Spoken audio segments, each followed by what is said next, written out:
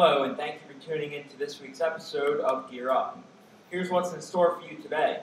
The National League MVP tests positive for performance-enhancing drugs, 3 huge college basketball stories, a new Heisman winner is crowned, and the NBA is mixing things up with 2 weeks to go before the season starts. I'm Michael Peters, and you're watching Gear Up. First, some MLB news.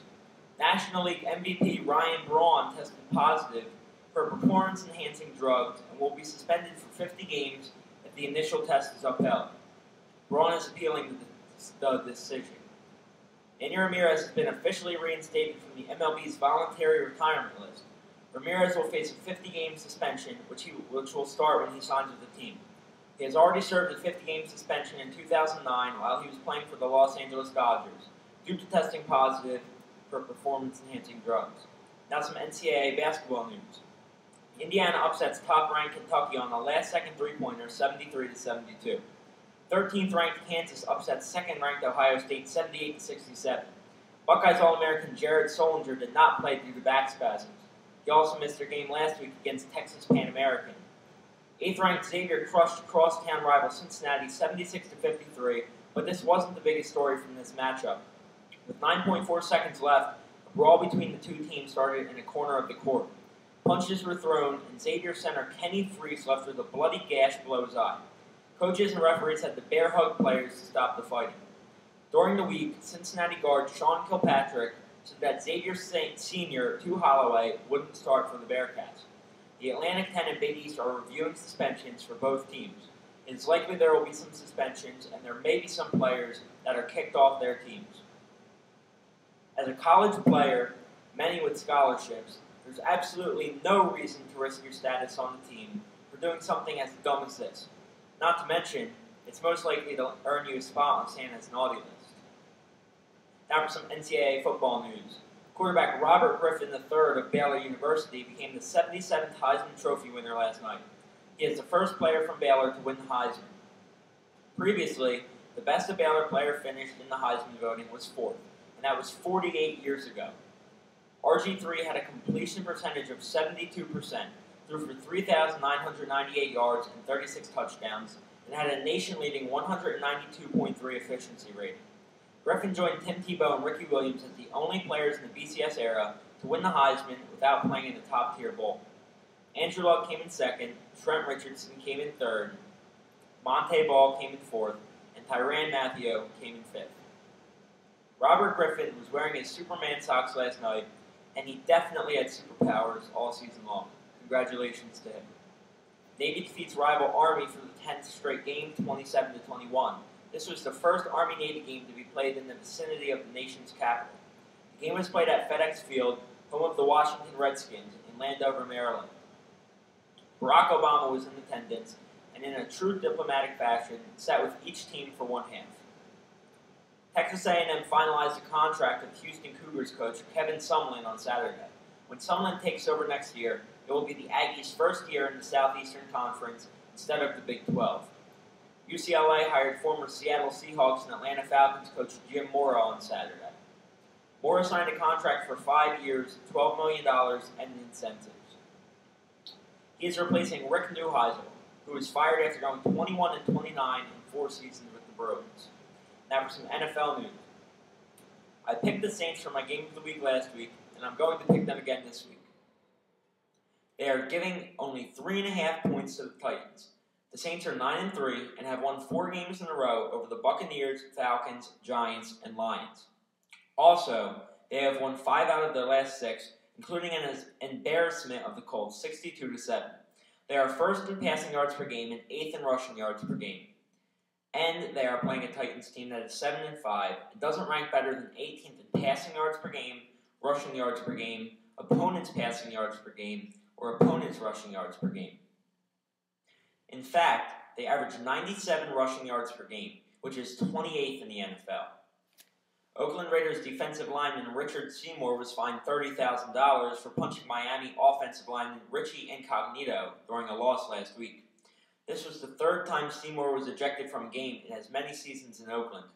He also has been fined at least $60,000 this season. Now for some NBA news. The Lakers withdrew from trade talks with the Rockets and league-owned Hornets that would send Chris Paul to the Lakers. NBA Commissioner David Stern vetoed the first attempt at this deal, saying that the Hornets would be better served with Paul in a Hornets uniform instead of what they would get from that trade. The Lakers dealt Lamar Odom to the Dallas Mavericks and will receive the Mavericks' 2012 first-round draft pick and possibly additional draft considerations, sources report. The Lakers are now focusing on outdueling the Nets in trade talks for center Dwight Howard.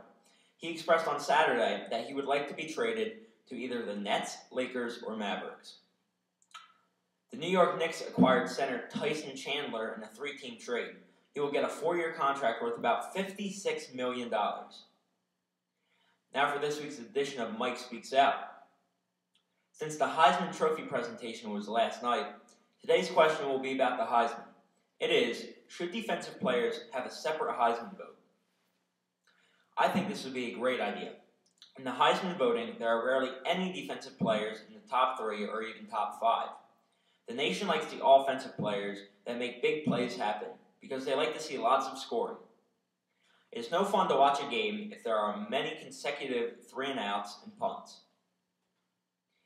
Defensive players are the unsung heroes on the field because they do a lot of the work, but they don't get much, if any, credit for it. Did you ever hear the saying, defense wins championships? This is very true. You can have a very good offense, but if you have a terrible defense, you won't win. Some people believe you could say the same about a bad offense, but defenses can score on interceptions and force fumbles, and if nothing else, pin the opponent back to set their team up for a field goal. The only defensive player to win the award in 77 years was Charles Woodson, but he also played wide receiver. Defensive players should get some credit, so why not give them their own Heisman Trophy race, where the winner would be the best defensive player in college football. Alabama is first in points against, and LSU is second in points against, and they're playing for the national championship. Their game earlier this season was dominated by the defense. The final score was 9-6 in overtime. This should show that defense does win championships, and defensive players deserve a little credit for all that they do for their teams. Now for some This Day in Sports History. In 1981, Muhammad Ali had his 61st and last fight, losing to Trevor Berbick. And in 2009, Tiger Woods announced an indefinite leave from professional golf to focus on his marriage. Now time for the top 5. My top 5 this week is the top 5 Heisman bust. At 5, we have Gino Torretta, won the Heisman Trophy in 1992, but played in 1 game in his rookie season. He played in no games for the 1994 and 95 seasons, and played in 1 game in 1996. He has a total of 41 passing yards. At 4, we have Pat Sullivan, who won the Heisman Trophy in 1971 and led the NCAA in total offense in 1970. Sadly, he played only 4 seasons as a backup quarterback and had a rating of 36.5. Danny Werfel, at 3, won the Heisman Trophy in 1996 and played 6 seasons in the NFL. However, he threw just over 2,000 yards and had a rating of 56.4. At 2, we have Rashaan Salam, who won the Heisman Trophy in 1994, had a good rookie season with the Bears, but ran for less than 500 yards in his second season and played only 3 games in his third season before getting injured. And at 1, we have Eric Crouch, who won the Heisman Trophy in 2001, but retired without having played a single down in the NFL due to injuries.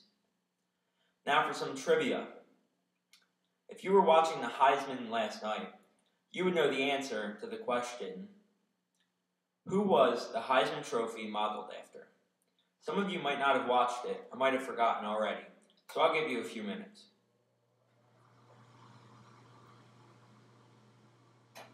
Time's up. The answer is, it was modeled after Ed Smith of New York University. Thank you for watching today's episode of Gear Up, and have a wonderful day. All right, now X out of that. I don't know if we have the camera right. X out. What? What's wrong with it? Alright, just hit stop.